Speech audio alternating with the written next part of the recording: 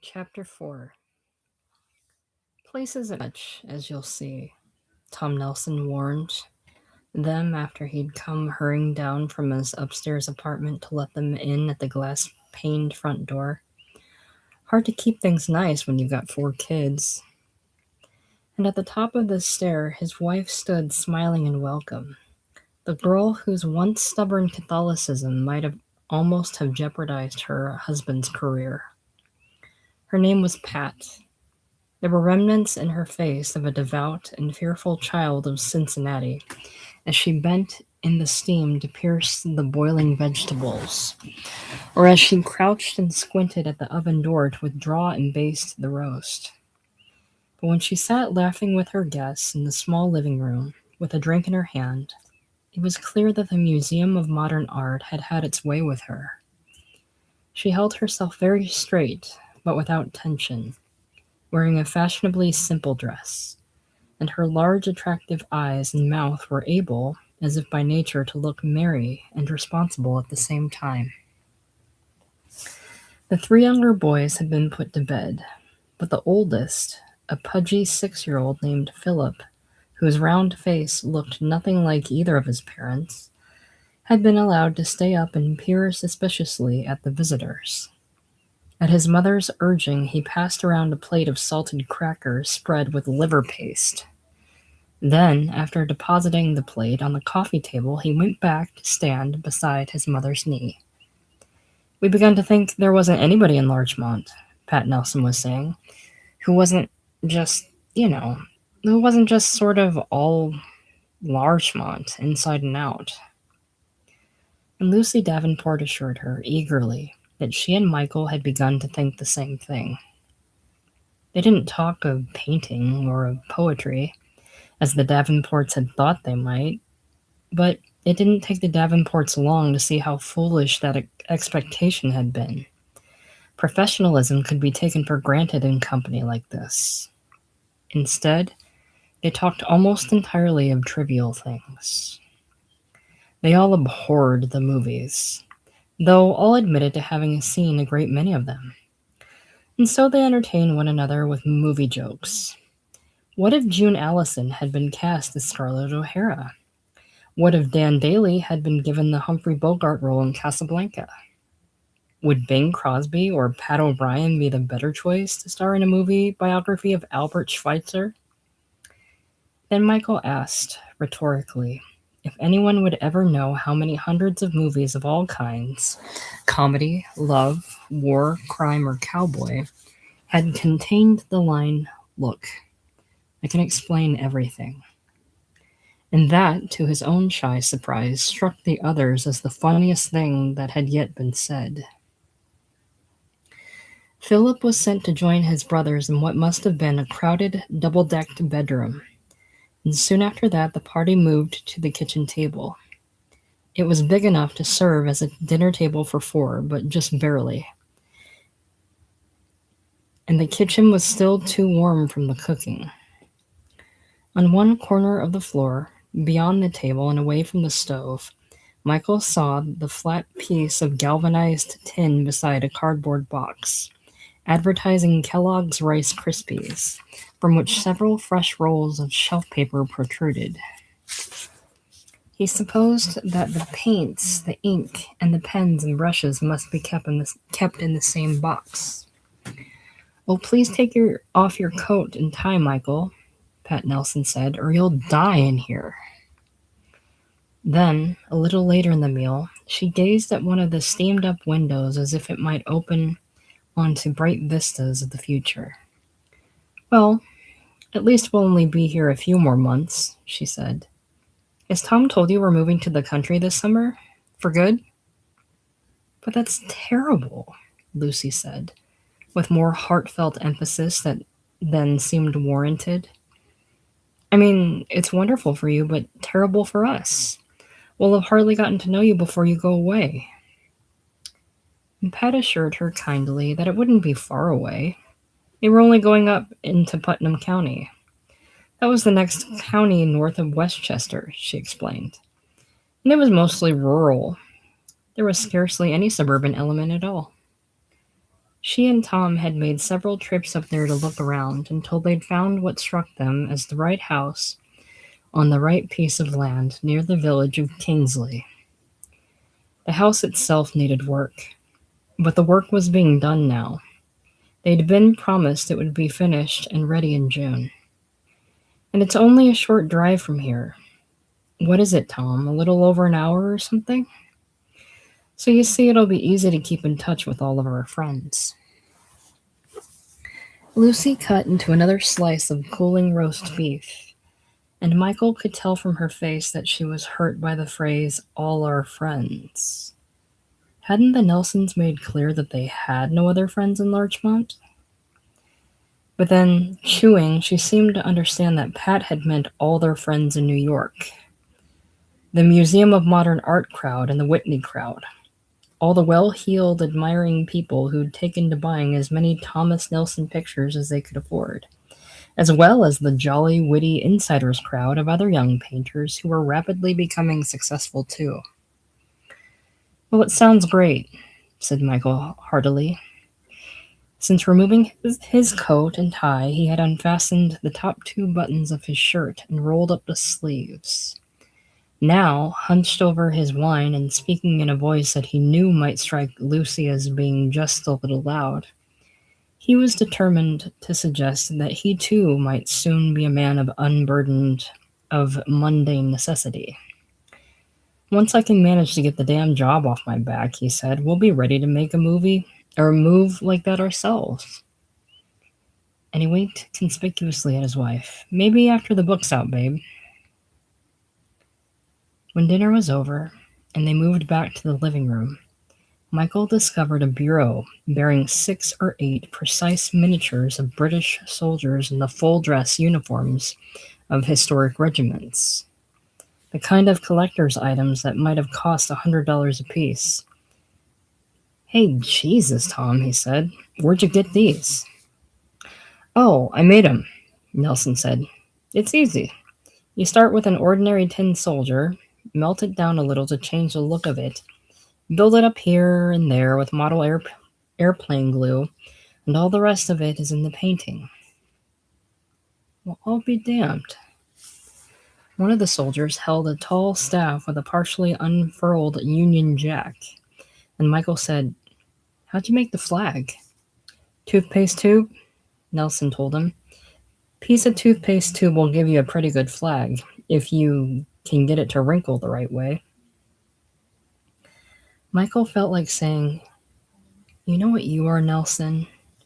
You're too fucking much. Instead, after taking a drink from the heavy glass of bourbon in his hand, he said only that the soldiers were beautiful. Well, it's just something I do for kicks, Nelson explained. And besides, the boys like to watch. But I guess I always have been hooked on soldiers. Here, look. And he pulled open a deep drawer of the cabinet. These are the combat troops. The drawer was packed with hundreds of jumbled tin soldiers from the dime store. Riflemen in all firing positions, or hauling off to throw grenades. Machine gunners seated or prone. Other men crouched at the tubes of mortars. And it brought an unexpected pang of longing to Michael's throat.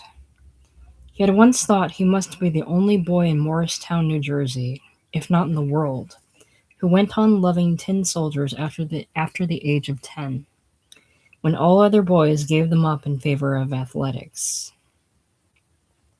He had kept his own hoard of them in a box in the shadows of his closet, and would often take them out and play with them during the hours before his parents woke up in the morning, until his father caught him at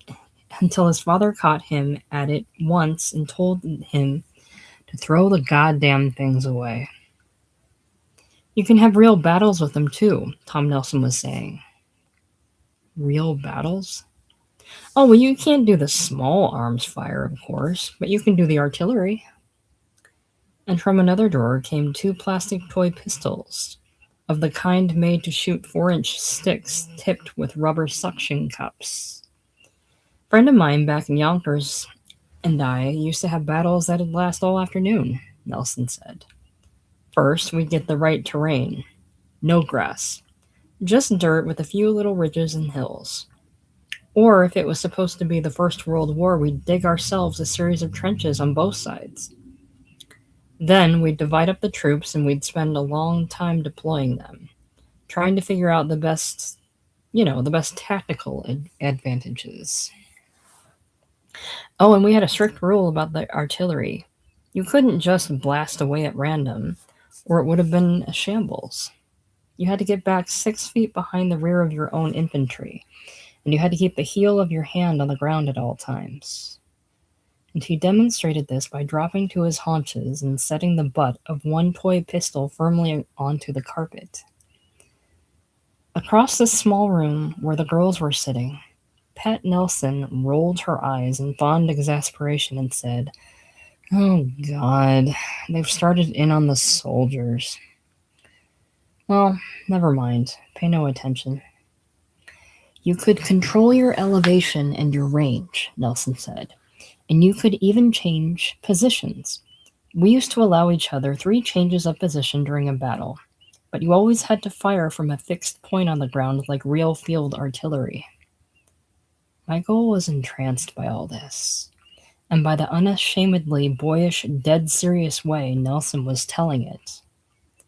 Then afterwards, Nelson went on, I mean, if it was a good battle, we'd lay down cigarette smoke very low over the whole scene and take photographs. It didn't always work, but some of those photographs really did look like the real thing. You'd think they were pictures of Verdun or something. I'll be damned, Michael said. And can you do this indoors too? Oh, we do that sometimes on rainy days, but it's nowhere near as good. You can't have hills or trenches or anything. Well, look, Nelson, Michael said in mock belligerence and took another drink. I fully intend to engage you in artillery combat at our earliest convenience. My backyard, your backyard, or wherever else we can find the best terrain. He felt he was getting drunk, but couldn't tell if it was on whiskey or friendship. And it pleased him to see that Tom Nelson was smiling agreeably. But I'll be at a severe disadvantage unless I can get some experience on maneuvers first. I won't even know how to use my field artillery piece. So what do you say we set up a few companies right here? Now, in this room. Nah, the carpet's no good, Mike, Nelson said. You need a wood floor to get him to stand right. Well, hell, can't we roll the carpet back? Just until I get a little artillery practice? He was dimly aware of Nelson saying, Nah, look, it's... But he had already lunged off to where the carpet bordered the kitchen doorway. He backed beyond it, crouched, and got a grip on the edge of it with both hands, noticing for the first time that it was green, cheap, and badly worn. And he just heaved it up from the floor when he heard Nelson call, No, I mean, wait, it's tacked down. Too late.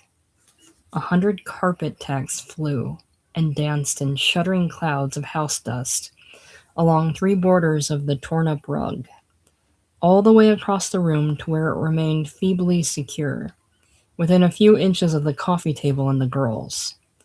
And Pat Nelson was instantly on her feet. What are you doing? She cried. And Michael would never forget her face at that moment. She wasn't angry, at least not yet. She was only shocked beyond belief. Well, Michael said, still wretchedly holding his end of the rug at his chin. I didn't realize it was fastened, is the thing. I'm terribly sorry if I'm... And Tom Nelson quickly tried to help him out. We were going to set up some of the soldiers, dear, he explained. It's okay. We'll put it all back. Pat set both small fists on her hips, and she was angry as hell now, red in the face. But she addressed her husband instead of their guest, as if that were more in keeping with the rules of sociability. It took me 4 days to drive all those tacks into the floor. 4 days. Ma'am, Michael began. because he had found in the past that calling a girl ma'am could sometimes help to ease him out of difficult situations. I think if you'll let me borrow a small hammer and some new carpet tacks, I can have this whole disaster repaired in practically no time. Oh, that's dumb, she said. And this time she wasn't speaking to Tom. If it took me 4 days, it'd probably take you 5.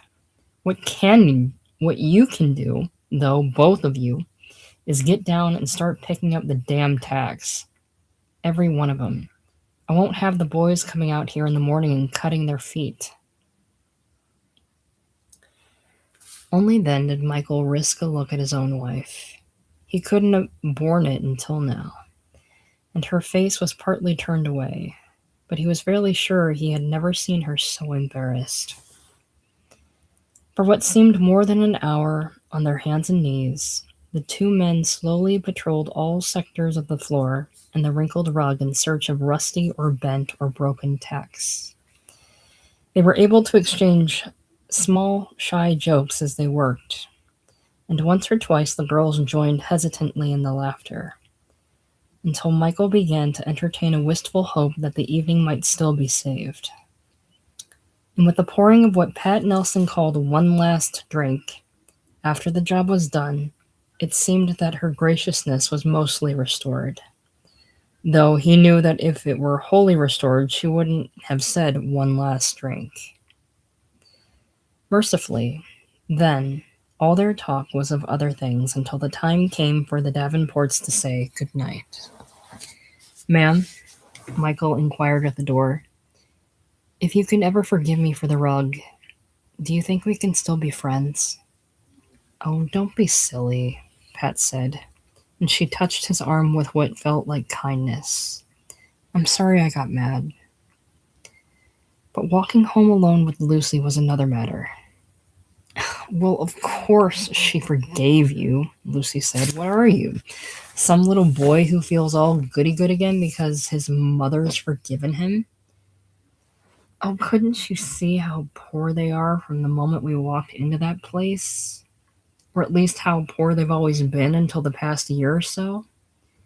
And now that he's begun to earn real money, they're putting every dollar of it into that country place they've bought.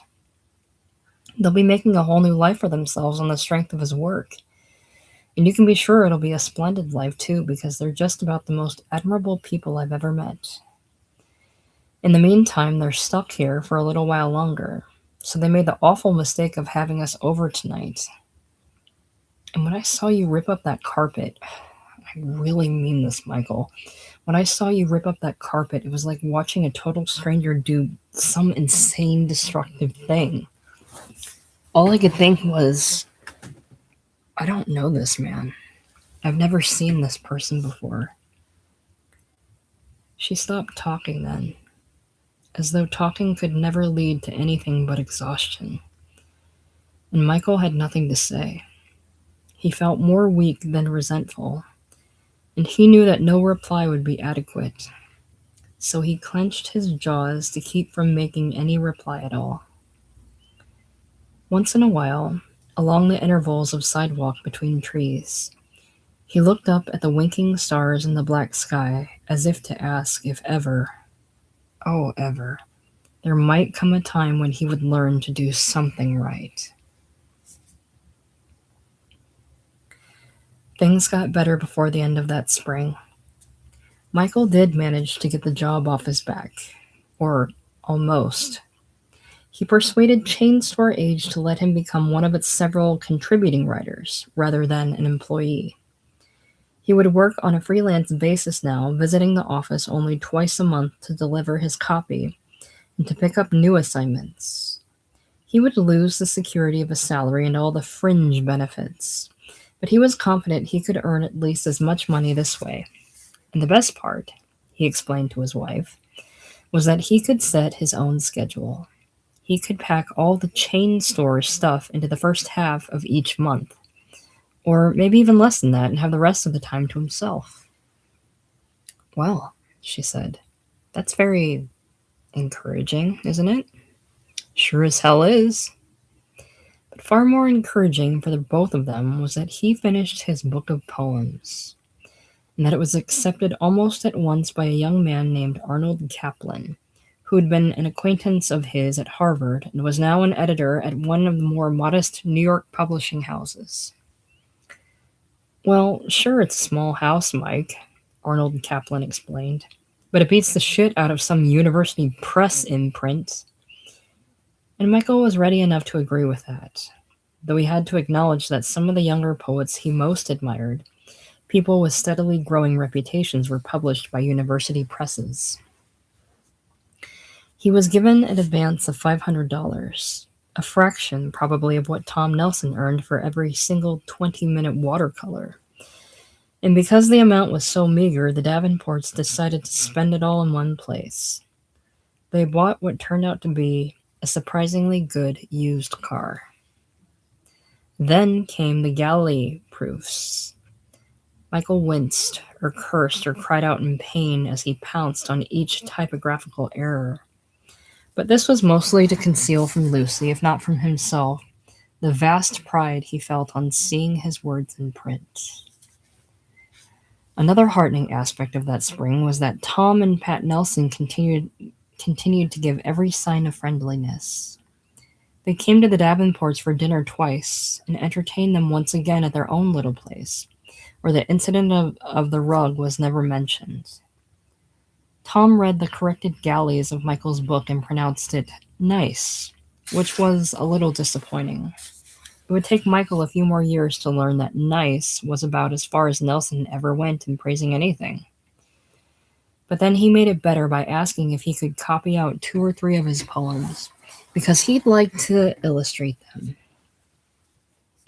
When the Nelsons left town for their new home, and by then the very name of Putnam County seemed almost to have taken on the sound of happiness itself, there were easy promises that they would all be seeing one another soon. A photographer from chain store age offered to take Michael's jacket photograph free of charge, in order to have a credit line on the book. But Michael didn't like any of the man's contact prints. He wanted to throw them all away and hire a real photographer instead. "Oh, that's silly," Lucy said. "I think 1 or 2 of these are very striking. This one, especially. Besides, what are you trying to do? Get a screen test at Metro-Goldwyn-Mayer?" But their only serious discord came over the biographical statement that would be printed beneath the picture. Michael secluded himself to try and get it right, knowing he was taking too long over it, but knowing, too, how closely he had always read such statements by other new poets, knowing how subtly and infernally important these things could be. And this was the finished copy he brought over for Lucy's approval. Michael Davenport was born in Morristown, New Jersey in 1924. He served in the Army Air Force during the war, attended Harvard, lost early in the Golden Gloves, and now lives in Larchmont, New York with his wife and their daughter. "I don't get the part about the Golden Gloves," she said. "Oh, honey, there's nothing to get. You know I did that. I did it in Boston the year before I met you. I've told you about it 100 times. And I did lose early. Shit, I never even got beyond the 3rd. I don't like it." "Look," he said, "it's good if you can work a light self-deprecating touch into something like this. Otherwise, it's..." "But this isn't light and it isn't self-deprecating," she told him. "It's painfully self-conscious. That's all it is. It's as though you're afraid Harvard may sound sort of prissy, so you want to counteract it right away with this two-fisted nonsense about prize fighting. Listen, you know these writers who spent their whole lives in college, with their advanced degrees and their teaching appointments and their steady rise to full professorship? Well, a lot of them are scared to put that stuff on their book jackets. So they get themselves photographed in work shirts and they fall back on all the dumb little summer jobs they had when they were kids. William so-and-so has been a cowhand, a truck driver, a wheat harvester, and a merchant seaman. Don't you see how ludicrous that is?" Michael walked away from her across the living room, keeping his back straight, and didn't speak until he had turned and settled himself in an armchair that left at least 15 feet of floor between them. "It's grown increasingly clear lately," he said then, not quite looking at her, "that you've come to think of me as a fool."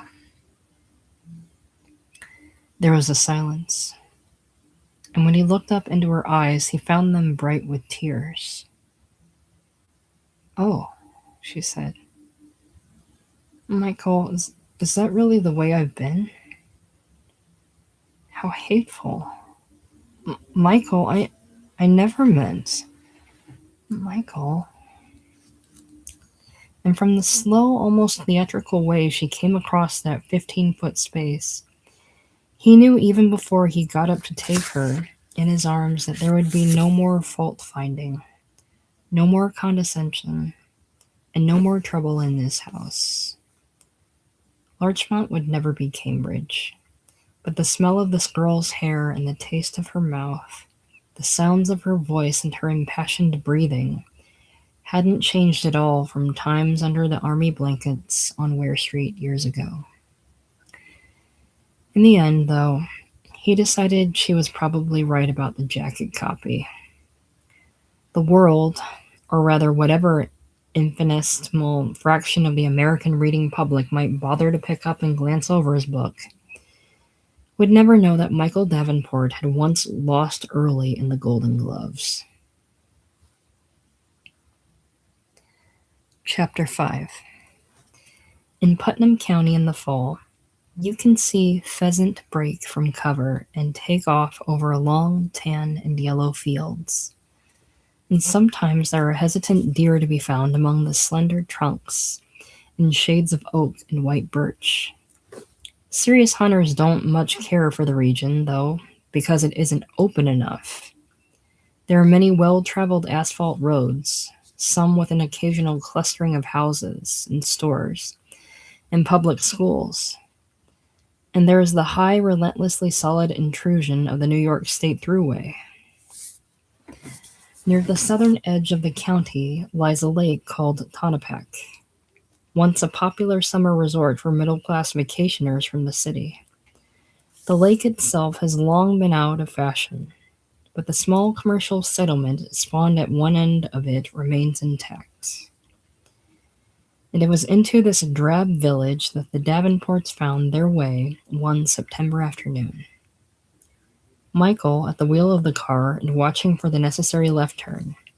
Lucy frowning over a road map that lay unfolded on her thighs. "Here we go," he told her. "This is the one." They passed through a flat section of tidy, close-set little homes, several of whose front lawns displayed plaster Virgin Marys and lofty poles with American flags that hung limp in the windless sky. And Lucy said, "Well, it's beginning to look a little tacky, isn't it?" But then they came to a long, curving stretch of road where there were nothing but low, old stone walls and dense masses of trees on either side. And at last they found what they were looking for, a brown shingled mailbox with the name Donoran. They were here to follow up a real estate ad that had promised a charming 4.5-room guest house for rent on private estate. Beautiful grounds, ideal for children. "Driveway isn't exactly in top condition," Michael said, as their tires rumbled uphill in the ruts and the billowing dust of it. But they were both intrigued by what a long and unenlightening driveway it was. "Oh, good, you're the Davenports," the landlady said, emerging from her own house with a thick bunch of keys in her hand. "Did you have any trouble finding us?" "I'm Anne Blake." She was short and quick, with an aging, small-chinned face made almost comical by long false eyelashes. She reminded Michael of the old-time cartoon character Betty Boop. "I think the best thing would be to show you the little guest house first," she explained, "in case you might find it unsuitable in some way. I love it, but I know it's not to everyone's taste. And then if you do think you'd like it well enough, I'll take you around to see the grounds. Because really, it's the grounds that are the main attraction around here. She was right about the guest house. It wasn't to everyone's taste. It was stubby and ill proportioned, made of stucco and a pale shade of pinkish gray, with the wooden trim and shutters at its windows painted lavender. Upstairs, at one end of it, French doors led out onto an abbreviated balcony that was overgrown with leafy vines.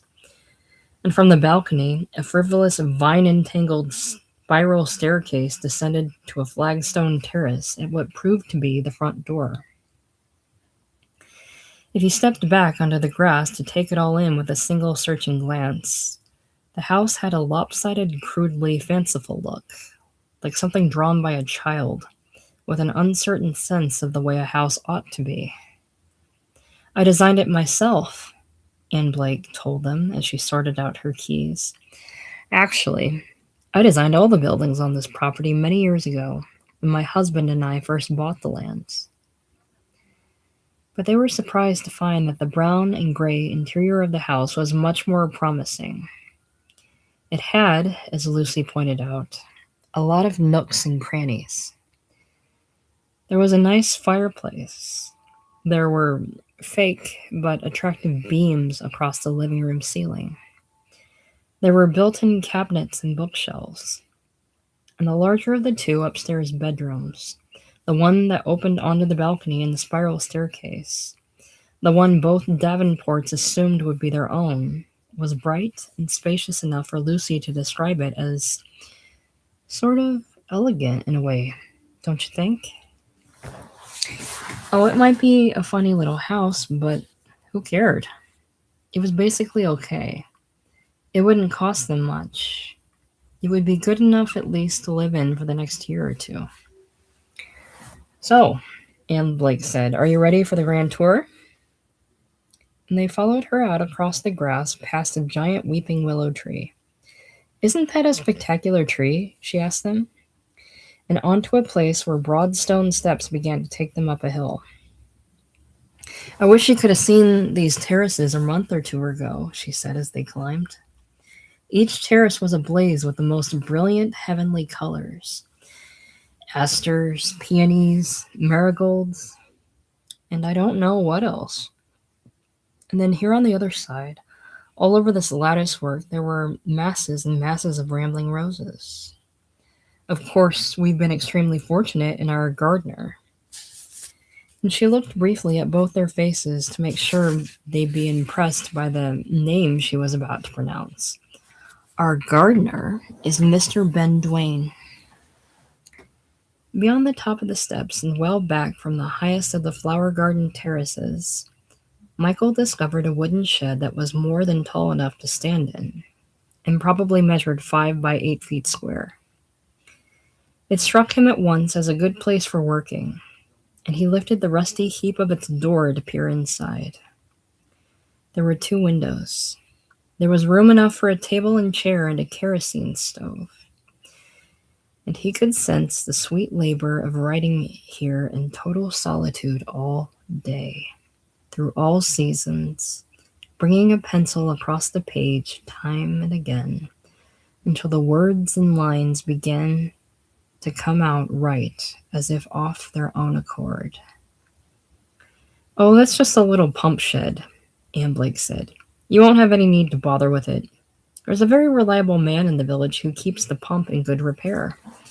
If you'll step over this way, though, I'll show you the dormitory." "Years ago," she told them, and she was getting a little winded from walking and talking at the same time. "Years ago, she and her husband had founded the Tonopec Playhouse. Did you happen to notice the sign for it as you were driving up, just across the road from here? In its time, it had been one of the most celebrated summer stock theaters in the state, though, of course, no reputation was easy to sustain nowadays. For the past 5 or 6 summers, she had rented out the playhouse to one sort of scruffy little freelance production company after another. And it was a relief to be rid of the responsibility. Still, she did miss the way things used to be. "Now you'll see the dormitory," she said as a very long wood and stucco building emerged through the trees. "We built it to house and feed the theater people every summer, you see. We hired a wonderful chef from New York and a good housemaid, or housekeeper as she preferred to be called, and we Ben!" A tall old man with a wheelbarrow full of bricks came slowly around the side of the building. He stopped, set the heels of the wheelbarrow down, and shaded his eyes from the sun with one forearm. He was stripped to the waist, wearing only a pair of brief khaki shorts, sturdy work shoes with no socks, and a blue bandana tied low and tight around his brow. When he saw he would be introduced to strangers, his eyes and mouth took on a look of pleased expectancy. "This is Ben Dwayne," Anne Blake announced, and after a moment's futile fumbling for the Davenports' name, she said, "These nice people came to look at the guest house, Ben, so I've been showing them around." "Oh, the little guest house, yeah," he said. "Very nice. Still, I think you'll find the real advantage here is in the place itself. The acreage, the grass and the trees, the privacy." "That's just what I've tried to tell them," she said, and looked at the Davenports for confirmation. "Isn't it? We're well away from the world here, you see," Ben Dwayne went on, absently scratching one armpit. "The world can go about its brutal business every day, and we're shielded from it. We're safe." "What are the bricks for, Ben?" she asked him. "Oh, one or two of the terraces could use a little shoring up," he said. "Thought I'd better get it done before the frost sets in." "Well, so nice to have met you both. Hope it works out." And as Anne Blake led them away, she seemed scarcely able to wait until the old man was out of earshot before talking about him. You are aware of Ben's work, of course, aren't you?" "Oh, yes, certainly," Lucy said, allowing Michael to nod and keep his mouth shut. He had never heard the name. "Well, it'd be really surprising if you weren't," she told him. He's one of the real... He's an ornament of the American stage. His readings from Walt Whitman alone were enough to make him famous. He toured every major city in the United States with that production. And then, of course, he created the role of Abraham Lincoln in Mr. Lincoln's Difficulties on Broadway. And he's marvelously versatile. He even took an important singing part with the original Broadway cast of Stake Your Claim. Oh, what a lighthearted, fun show that was.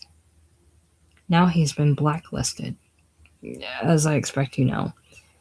One more vile, unspeakable act of Senator McCarthy, you see. And we're deeply honored that he's chosen to spend his time of exile here. He's one of the finest human beings I know. They were walking on a gravel road or driveway now, but Mrs. Blake was out of breath again and had to stop for a few seconds, with a hand under one breast, before she could resume her monologue. "So, now if you'll look down through the trees, down into that clearing, you'll see our picnic area. See the lovely big outdoor fireplace and the long tables? My husband built all those tables himself. We'll have wonderful parties there sometimes, with Japanese lanterns strung up all around. My husband used to say the only thing we lacked was a swimming pool, but I never minded that because I'm not a swimmer anyway. And now coming up here straight ahead is the annex of the dorm. There were times when we'd have so many theater people, you see, that we needed an extra building. Most of it's been closed off and boarded up for years, but one section of it makes a really nice apartment. So we've been renting the apartment to a pleasant young family named Smith. They have 4 small children, and they love it here. They're the salt of the earth." A girl of about 7 sat carefully changing her doll's clothes on the fringe of grass that bordered the gravel road. Beside her was a baby's playpen in which a boy of 4 or 5 stood sucking his thumb, holding onto the railing with his free hand. "Hello, Elaine," Mrs. Blake called brightly to the girl. "Or wait, are you Elaine or Anita?" "No, I'm Anita." "Well, you're all growing up so fast it's really hard for a person to keep track." "And you," she said to the boy.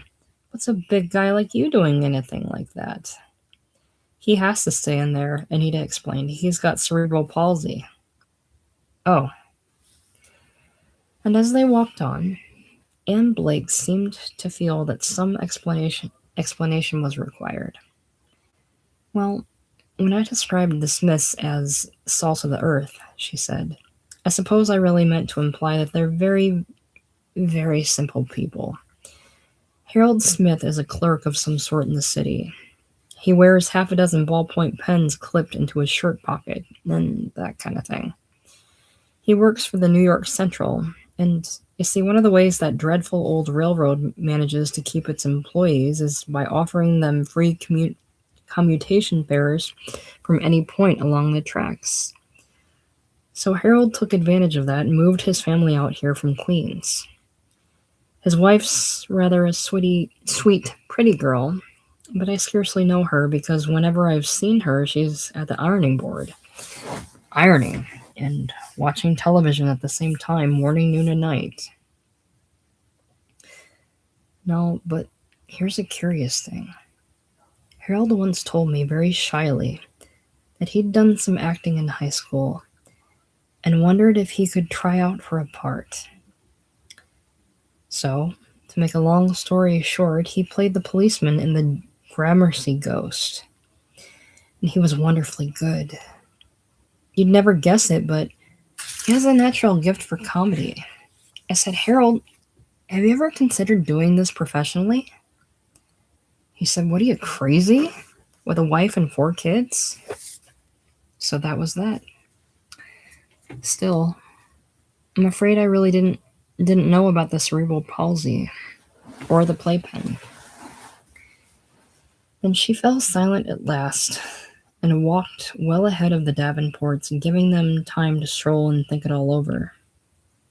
The gravel road had brought them back around to where they could see that guest house again, far away on its shallow rise of grass in the fading afternoon, a house that might have been drawn by a child, and Michael squeezed his wife's hand. "Want to take it?" he asked. "Or think about it some more?" "Oh, no, let's take it," she said. "We aren't going to find anything better at a rent like this."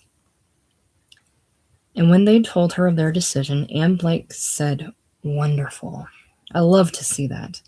I love to see people who know themselves well enough to make up their minds. Will you come into my house for just a minute or two, then, so we can get the paperwork taken care of?" And she led them in through the door of her cluttered kitchen, turning back to say, I'll have to ask you to excuse all the debris." "I am not debris," said a young man who sat on a tall stool at the kitchen counter, hunched over a plate of poached eggs on toast. "Oh, yes, you are," she told him, sidling past him and pausing to tussle his hair. "Because you're always, always in the way when I have business to attend to." And she turned back again to her smiling visitors and said, "This is my friend, the handsome young dancer, Greg Atwood. These are the Davenports, Greg. They're going to be our neighbors in the guest house, if I can find the papers, that is." "Oh, nice," he said, wiping his mouth. And he got languorously down off the stool. He was barefoot, wearing skin-tight wheat jeans and a dark blue shirt that he'd left unbuttoned to the waist in the style newly popularized by Harry Belafonte. "Do you dance professionally?" Lucy asked him. "Well, I've done some of that, in a small way," he said. "And I've taught too, but now I work mostly for my own pleasure, trying new things. It's like practicing a musical instrument," Anne Blake explained as she closed a drawer, opened another, and went on rummaging. Some artists practice for years between performances. And personally, I don't care what he does as long as he stays right here where I can keep an eye on him. Ah, here we are. She laid 2 copies of the lease on the counter in readiness for signing. On their way out to the Davenports' car, she walked with one hand conspicuously locked and swinging in Greg Atwood's until he detached his hand and put his arm around her. "What does the name of the place mean?" Michael asked her. "Donoran?" "Oh, that was my husband's idea. His name was Donald, you see. Is Donald, I mean. And mine's Anne, so that was his silly way of putting them together. I must always remember to say his name is Donald, because he's very much alive and well. He lives 4.5 miles north of here on a place about twice this size that he bought for the twitchy little airline stewardess he made off with 7 years ago. Nothing ever stays the same, you see. Well, it's been so nice. See you again soon." "I don't think we made a mistake," Michael said as they began the long drive back to Larchmont. "It's not perfect, but then nothing ever is, right? And I think Laura's going to like the hell out of it, don't you?" "Oh, I hope so," Lucy said. "I do hope so." After a while, he said, "Know something, though? It's a good thing you knew who the old wheelbarrow guy is, because I would have flubbed it." "Well, actually," she said, "what I've mainly heard about him is that he's sort of the queen of the road. There was a girl at college who came from Westport, and she said Ben Duane bought a house there during the run of his Abraham Lincoln play. Only she said he didn't stay there very long because the Westport police gave him a choice, either to get out of town or to stand trial for showing dirty movies to little boys." "Oh," Michael said. "Well, too bad. And I guess young Greg the dancer is a little on the queer side, too." "I'd say that's a fairly safe assumption, yes." "Well, but if he and old Anne are shacked up together, how do you suppose they work it out?" It's called being ambidextrous, I think," she said. "It's called being able to swing from both sides of the plate." 5 or 6 more miles went by before Lucy began, in a gentler voice, to elaborate on her hope that their daughter would like the new place. "That's really all I was doing this afternoon," she said, trying to see everything through Laura's eyes, wondering what she'd make of it. "I felt pretty sure she'd like the house. She might even think it's sort of cozy. When we started up the hill, I kept looking around at all the open countryside and thinking, oh, here's the part she's really gonna like. Then when we saw the brain-damaged boy in the playpen, I thought, no, wait, this isn't right. This won't do. But then I thought, well, why not? Isn't something like this a little closer to the real world than anything she's likely to see in Larchmont? Or anything I saw when I was growing up?" He was nettled by her saying the real world.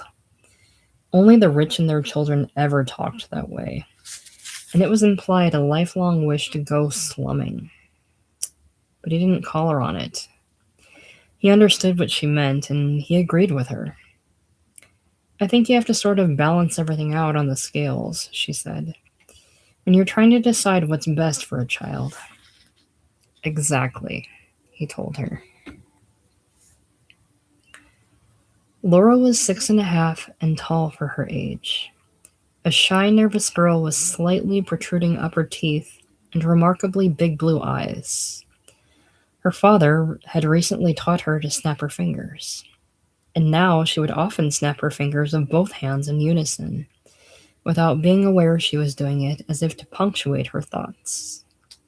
She hadn't liked first grade and was afraid of facing second, afraid even to contemplate the all but endless train of other long, aching grades that would have to be endured until, like her mother, she would someday be grown up. But she loved the house in Larchmont. Her bedroom there was the only truly private, secret place in the world, and her backyard offered daily excursions into hazardous adventure. Or rather, into adventure as hazardous as she might ever care to have it be. There had lately been a great deal of talk in the house about Putnam County, and she'd come to dread whatever that might turn out to mean, though both her parents assured her she would like it. Then one morning, a huge red moving van backed carefully up to the kitchen door, and men came tromping inside and began to take everything away. First, the storage cartons that she'd anxiously watched her parents packing and sealing for the past few days. Then, the very furniture itself, and the lamps and the rugs, everything. "Let's get started, Michael, okay?" her mother said. "I don't think she wants to watch this." So instead of being allowed to stay and watch it, she rode alone in the back seat of the car for a very long time, holding an old and grubby Easter bunny that her mother had said she could bring along if she wanted to, trying to overhear and understand as much as possible of what her parents were saying to each other up in the front. And the funny part was that after a while she wasn't frightened anymore. She had begun to feel a reckless exhilaration. What if the men did take the whole Larchmont house apart until it fell into rubble and dust? What if the moving van did get lost on the road and never arrive at wherever it was they were supposed to be going? What, for the matter, if her father didn't know where they were supposed to be going either? Who cared? Oh, who cared? Laura Davenport and her father and mother would always be safe in the shelter of their own car, traveling easily through space and time. And this very car might come to serve, if necessary, as a small but adequate new home for the three of them. Or even for the four of them, if her wish for a baby sister ever came true. "How you doing, sweetheart?" her father called back to her. "Fine," she told him. "Good," he said. "Won't be much longer now, we're almost there." That meant he did know where they were going.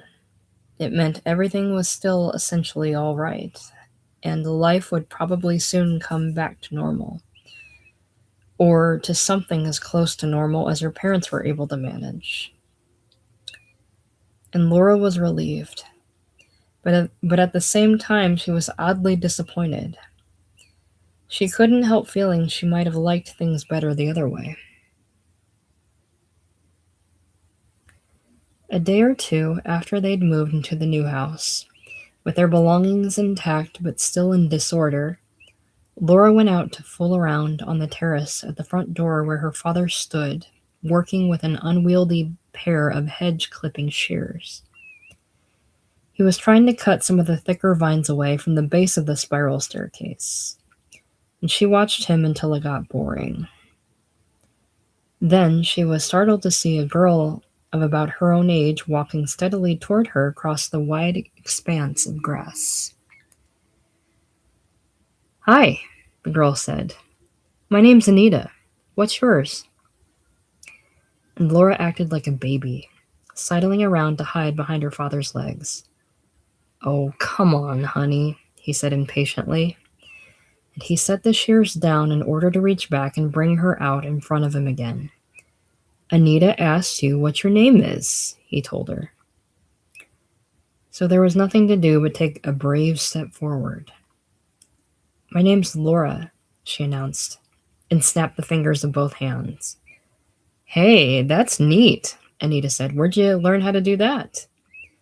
"My father taught me." "You have any brothers and sisters?" "No." "I have 2 sisters and 1 brother. I'm 7. Our last name's Smith, and that's very easy to remember because it's one of the most common names in the whole world. What's your last name?" "Davenport." "Wow, that's a big long one. Want to come over to my house for a little while?" "Okay." And Michael called his wife out onto the terrace to watch the 2 little girls walk away together. Looks like her social life is beginning to pick up already, he said. Oh, that's nice, Lucy said, isn't it? They had previously agreed it would only be a day or two more as soon as they managed to make the house presentable, before they could begin to do something about their own social life. Well, hey, this is great, Tom Nelson said on the phone. You find a decent place? Good. How about coming over some afternoon? How about tomorrow? The town of Kingsley, where the Nelsons lived, would never have to be explained in terms of an almost abandoned lakeside resort, a resultant blue-collar community, and a moribund summer stock theater. It required no explanations, and it offered none. There wasn't really any town to it at all, beyond a snug little lineup of post office, gas station, grocery, and liquor store. All the rest of it was country. The residents of Kingsley were here because they had earned the right to be, had earned enough money in New York to put squalor and vulgarity behind them forever. And they valued their privacy. The few houses that could be glimpsed from the road were set well back among trees and shrubs, so that what may have been the most agreeable parts of them would never be known to strangers. Michael was reminded, in passing, of Lucy's parents' summer place on Martha's Vineyard. The Nelsons' big, white, well-remodeled farmhouse was an exception. You could see the whole of it, at the top of a long, broad hill of grass, as soon as the hill itself came into view around the curve of a slender subsidiary road. Even so, the very look of it let you know at once that it was an invulnerable to intrusion and impervious to compromise.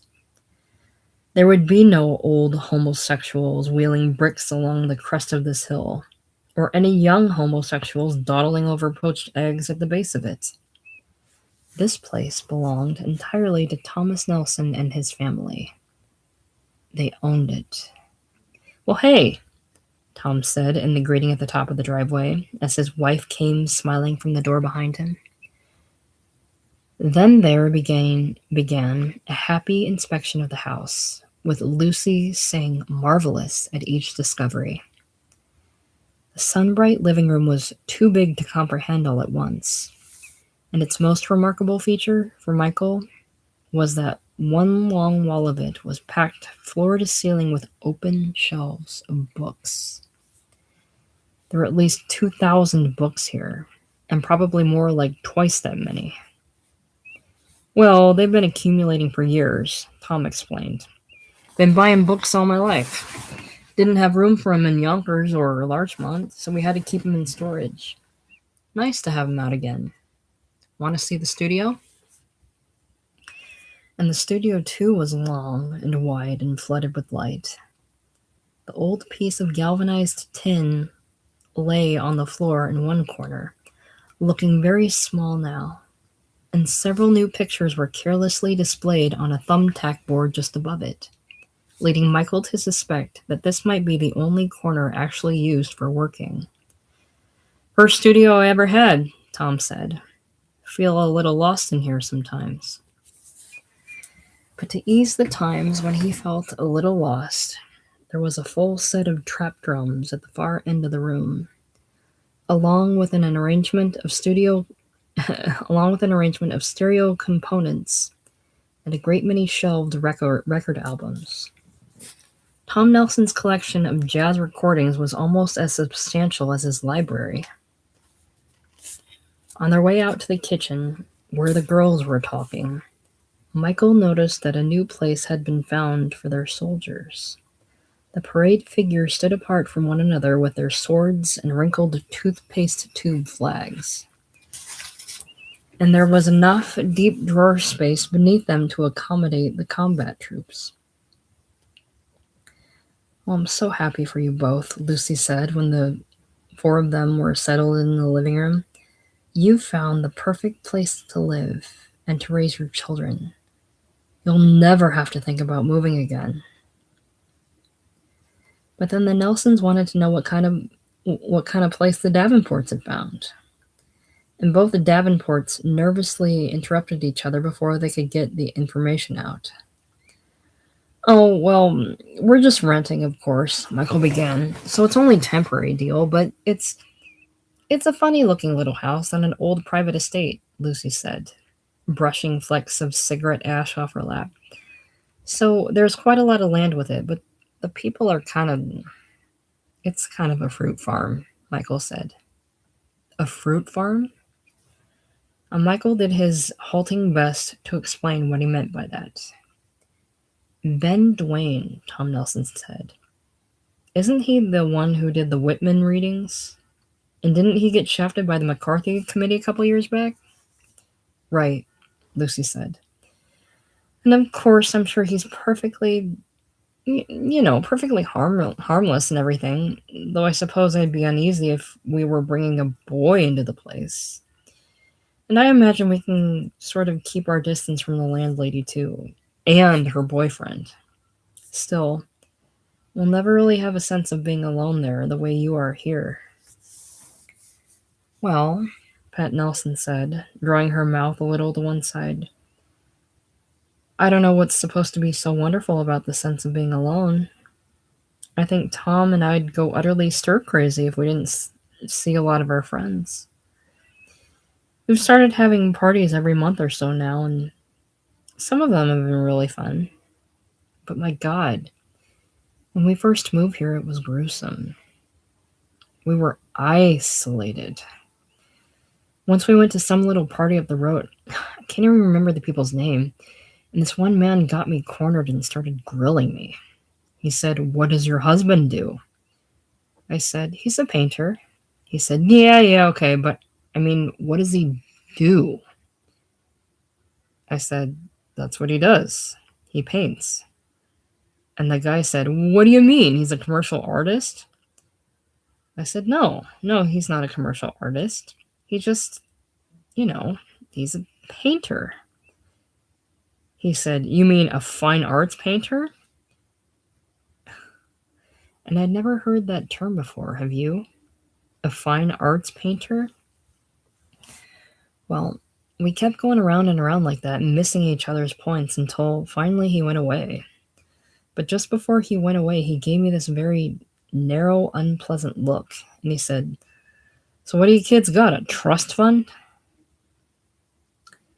And the Davenports slowly shook their chuckling heads in appreciation of the story. "No, but you're going to find a lot of that up here," Pat told them, as if in fair warning. "Some of these Putnam County types assume that everybody does one kind of work for a living and another kind for, I don't know, for love or something. And you can't get through to them. They won't believe you. They'll think you're putting them on, or else they'll think you got some trust fund." There was nothing for Michael to do now but look down into his nearly empty whiskey glass, wishing it were full, and be silent. He couldn't explode in this house because it would be humiliating. But he knew he would almost certainly explode later, when he and Lucy were alone, either in the car or after they got home. "Christ's sake," he said. "What the fuck does she think I do for a living? Does she think I make my fucking living out of poems?" But then a sobering, cautionary line of thought reminded him that he couldn't afford to explode alone with Lucy either.